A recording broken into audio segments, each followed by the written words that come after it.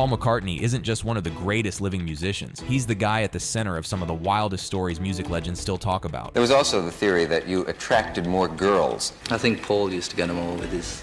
Two people come running across the street, and it's Paul and Linda McCartney, and they're banging on the cab window. And when I walked in, he kind of went my jacket and went, "Hey, you look like a Beatle." And I was like, "So do you?" On tour, backstage, or even out on the street, encounters with Paul often spiraled into stories that sound too crazy to be real. We're talking Paul and John Lennon caught in an open session of self-pleasure on the road, rumors of wild threesomes in Vegas, and bandmates like George Harrison joking that Paul always got the girls no matter where they went. There was also the theory that you attracted more girls by being the quiet one, in the same sense that a guy at a party who sits in the corner will have the girl come over and say, "Oh, what's the matter?" It's just... This was not a calculated dirty rumor. philosophy on your part. Was it? Just a rumor, yeah. Yeah. I think Paul used to get them all with his... And George wasn't exaggerating. Plenty of accounts back it up, with tabloids, books, and band insiders all painting Paul as the guy who, quote, did everything that moved and yet didn't seem to want to. It was a wild reputation, especially considering he also had long-term relationships in public view. But here's the thing, Paul's magnetism didn't just stop with his own generation. Decades later, even contemporary legends found themselves caught off guard in his presence. Just ask Noel Gallagher of Oasis, who thought he was cool, until Paul casually flipped the script on him. Oh, that's fucking amazing. Yeah. Yeah, he's really cool, man. What did you talk about? Music. I remember going into his house and I had a brown suede jacket on. It looked like the cover of Rubber Soul. And when I walked in, he kind of went my jacket and went, "Hey, you look like a Beatle." And I was like, "So do you?" And he's really, really, really cool. That quick exchange, "You look like a Beatle," met with "So do you," shows exactly why encounters with McCartney feel so unforgettable. What could have been an intimidating brush with rock royalty turned into a moment of humor and mutual respect. And it's not just younger artists who've been caught in that spell. Even bands on McCartney's own level have felt it. When the Rolling Stones teamed up with Paul, what started as a casual experiment ended up surprising everyone in the room. So I said, "Oh, what? You know, what is what?" I've never played bass with Paul. Yeah. I've sung with him, but I haven't played bass. So I don't know what he's going to play. And we suggested he play on this sort of punk tune, you know. Yeah. So, and I didn't know how it was going to work out, but he really rocked it, and he loved doing it, you know. He said, "It's great playing with a band," you know. The Stones didn't know what to expect, but McCartney jumped in like he'd been waiting his whole life for the jam. No ego, no competition, just pure joy. Oh, he's lovely, like a schoolboy. Yeah, in a sweet shop, you know. He's absolutely loving it. Yes, I've played with the Stones, you know. He's so happy. That image of Paul, like a schoolboy in a sweet shop, says it all. After decades at the very top, he still approaches music with childlike excitement, which makes him an irresistible collaborator. You know, I never heard Paul play like that. I mean, I'm sure he has, but I'd never heard it personally. Yeah. But he just nailed it. I mean, he just was just great from the word go. Even the Stones admitted they'd never heard Paul play quite like that. It's proof that no matter how familiar you think you are with him, McCartney can still pull out something unexpected. And while the Stones discovered his magic in the studio, younger generations often stumbled into it while on the road. Bono of U2 found that out when he came to London on tour, and McCartney decided to give him a very different kind of performance, a private drive through Liverpool. And I had this moment where Paul McCartney picked me up at John Lennon Airport. He was driving the car and brought me and kind of showed me where the different neighborhoods of the Beatles, and which was an amazing experience. And he'd stop and he'd say, "Oh, this is where this happened," and that's when he said, "Do you mind me telling you this?" And I'm like, "Are you kidding me?" and then he stopped at the traffic lights and he said, "Oh yeah, that's where I had like our first real kind of conversation, you know, with me and John." The idea of McCartney personally chauffeuring Bono around Liverpool feels almost unreal, but the real magic came in the stories he shared. One of them wasn't about fame or stadium tours, but something as small as a bar of chocolate. He says, no, it was a different level. He bought a bar of chocolate, and after the war, you know, chocolate was really hard to come by, you know. It was kind of a real luxury.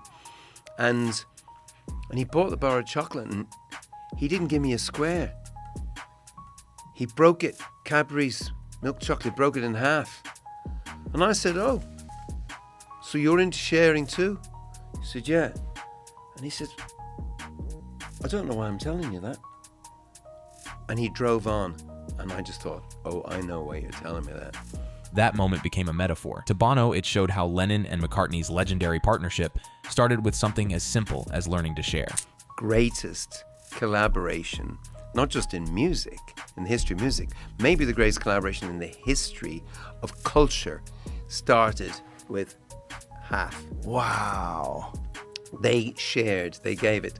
It's a reminder that for Paul, collaboration was never about outshining someone else. It was about trust, generosity, and the belief that giving half could create something whole. But not everyone has the words or composure when faced with Paul in the flesh. John Lydon, better known as Johnny Rotten of the Sex Pistols, built his career on rebellion and sneering at rock royalty. Yet when Paul and Linda McCartney suddenly appeared outside his cab in London, the punk icon didn't act like Johnny Rotten. He froze. Oh, that was terrible. I was with my wife, Nora, and we were going to visit my brother in Tottenham.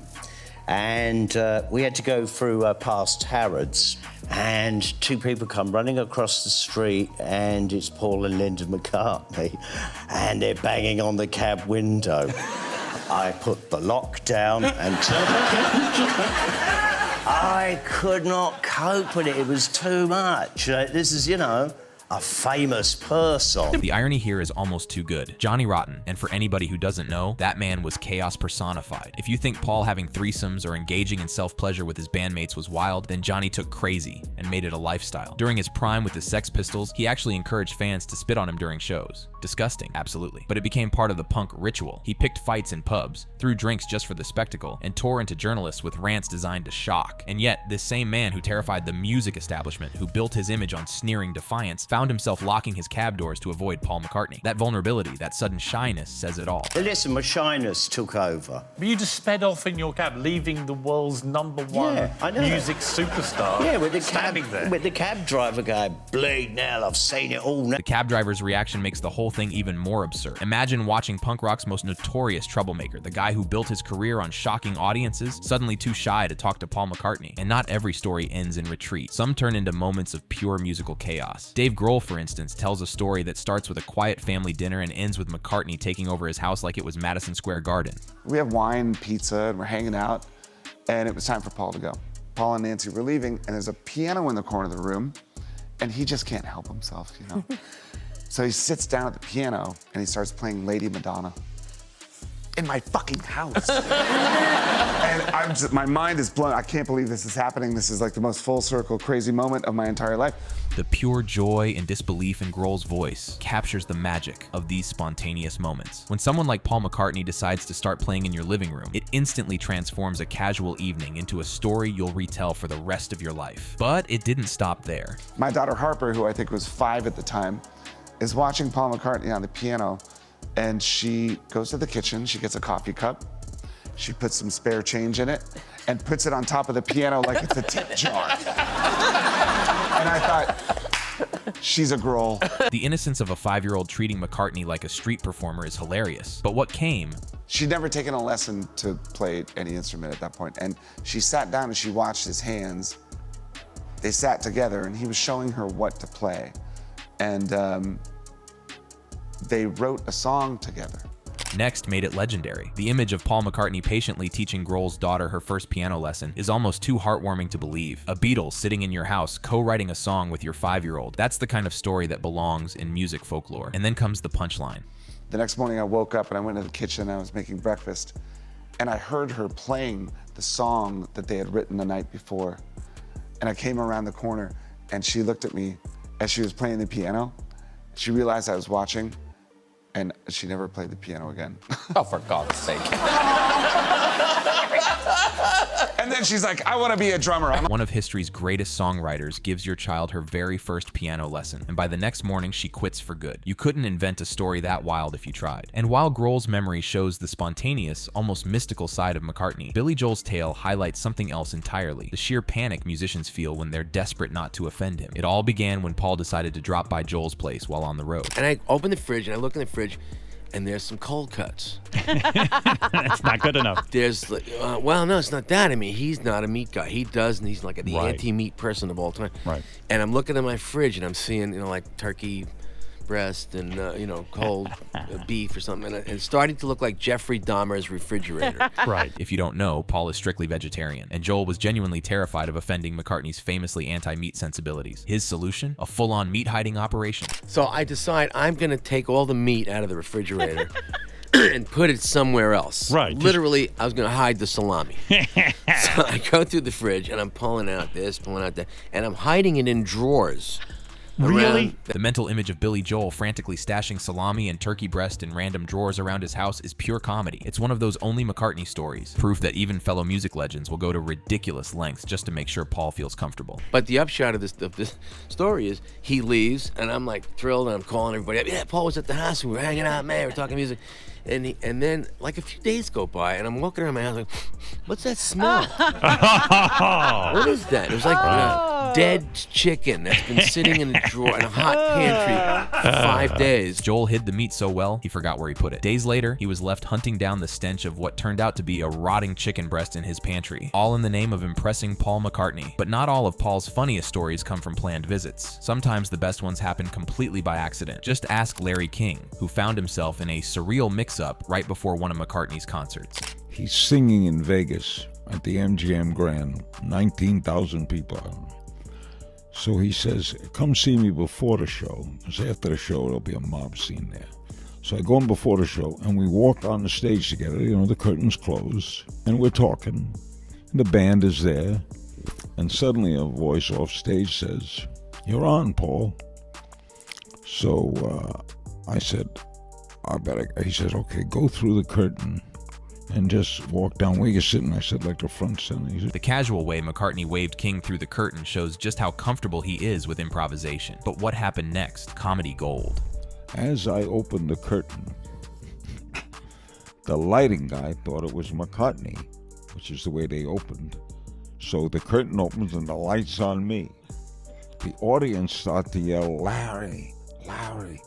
And McCartney from behind the curtain says, sing something. The absurdity of Larry King accidentally opening a Paul McCartney concert, followed by McCartney's playful command to sing something, perfectly encapsulates the kind of spontaneous humor that seems to follow McCartney wherever he goes. It's these unguarded moments that reveal the warmth and humor beneath the legendary status. Even fellow comedians and performers find themselves reduced to nervous rambling when meeting McCartney, as Bill Bailey discovered during what should have been a simple encounter. Sometimes the pressure to say something meaningful to a hero results in creating entirely new words. I tried to sort of rehearse this very, very sort of cool thing that I wanted to say to him, and it was all very well written, because I thought, I met loads of people who have said to him over the years, hey Paul, you're great, fantastic. I don't want to say that. Right. I wanted to make it a bit more profound and say, your music has touched people, and the songs that are individual threads that are woven into the fabric of people's lives. Bailey's desire to say something more meaningful than the typical fan praise shows the genuine respect and thoughtfulness that McCartney inspires in other artists. But the gap between intention and execution in high-pressure moments can lead to some genuinely embarrassing results. But it didn't come out like that. It just was, Paul, your song with the fabric, and it all got mixed up in my head. And then I said a word that didn't make any sense. I tried to say your songs are enmeshed in the public consciousness, but it got mixed up with entrenched. So I made this new word up, enmeshed. The creation of the word enmeshed through nervous confusion is both hilarious and deeply relatable. Every fan has experienced that moment when meeting someone they admire causes their brain to temporarily malfunction, leading to exactly the kind of embarrassing word salad that Bailey describes. Right. I said, your songs are enmeshed. And he said, and all he said was, what? Enmeshed? And what are you on about? And then I said, what? And then he said, enmeshed. And I said, what? And then it just was like, that was not how I meant it to be. The back and forth confusion over a made-up word creates a perfect comedy of errors that neither Bailey nor McCartney could have anticipated. It's these moments of shared human awkwardness that often become the most treasured memories, even when they don't go according to plan. But perhaps no encounter reveals McCartney's character quite like Rob Lowe's intimate dinner story, which shows how even the most famous musicians can be caught in surprisingly vulnerable moments. Sometimes the most revealing insights come from the smallest, most human gestures. And at a certain point during the meal, a Beatles song came on the house stereo, and I'm thinking, I'm watching Paul McCartney, there's a Beatles song playing, and I'm looking at Paul McCartney. This is absolutely amazing. And you go, does he even notice the songs anymore? Is it just such a part of his life? Does he ever wonder, oh, I wish I'd sung that differently? Or, oh, I wish an A minor would have worked a lot. Lowe's internal monologue captures something fascinating about the experience of meeting living legends, the curiosity about how they relate to their own iconic work. The question of whether McCartney still hears his songs with fresh ears or if they've become background noise is something every fan has wondered about. And just as I'm thinking that, I catch him singing along with himself. Wow. And he's literally sitting there and he's like, so if you want some fun, take old blah dee blah da. And he looks up at me and he sees that I've seen him. And then he turns red and gets embarrassed. The image of Paul McCartney being caught singing along to his own song and then becoming embarrassed about it is both endearing and revealing. It shows that even someone who's performed these songs thousands of times can still be caught up in their magic, and that he's still capable of feeling self-conscious about simple human moments. Then I get embarrassed that I've seen him do it. I think it's really, really weird. And then he doesn't really know what to say, and he looks at me and says, oh, it's not even really a lyric. It just sort of popped into my head at the time. The mutual embarrassment and awkwardness in this moment creates a beautifully human connection between two people who might otherwise exist on completely different levels of fame and accomplishment. McCartney's modest dismissal of his own lyrics as something that just popped into my head reveals both humility and the almost casual way that genius sometimes works. But perhaps no story illustrates the overwhelming nature of meeting McCartney quite like Adam Sandler's restaurant encounter. Picture this: a successful comedian and actor, someone who regularly performs in front of thousands and mingles with Hollywood royalty, reduced to a nervous wreck at the mere sight of a Beatles legend enjoying dinner. With my wife and her friends and my friends, and they were like, "You've met McCartney, go say hello." I said, yeah, absolutely. And I got up, I saw a side shot of his head, he was eating, and I was like, hey, come on, man, just say hello. And then I saw Ringo was at the table too, and he looked up and I went, I can't fucking handle it. And I just kept going, and I ran past him. The sheer panic in Sandler's voice as he recounts this tale is both hilarious and deeply relatable. Here's someone who's made millions laugh, yet the prospect of simply saying hello to Paul McCartney sent him into complete retreat. But the story doesn't end there. Social pressure and regret have a way of forcing us back into situations we fled from. And all my friends are like, what happened? And then my wife goes, go back, Ken. You're gonna never forgive yourself. Go. And I said, yeah, you're right. Went back in, saw the side shot. He was talking to his wife, I think. I just fucking kept walking. faked the hand wash in the bathroom. The mental image of Adam Sandler pretending to wash his hands in a restaurant bathroom to avoid approaching Paul McCartney is comedy gold. It perfectly encapsulates how even the most confident performers can be reduced to absurd behavior when confronted with their heroes. These stories, taken together, paint a picture of Paul McCartney that goes far beyond his status as a musical legend. They reveal someone who remains genuinely approachable despite his extraordinary fame, someone who finds joy in spontaneous musical moments, and someone who can still be surprised by the impact of his own work. Whether he's patiently teaching a 5-year-old to play piano, accidentally opening someone else's concert, or getting embarrassed about singing along to his own songs, McCartney emerges as a figure who has somehow managed to maintain his humanity despite living at the center of the cultural universe for over 6 decades.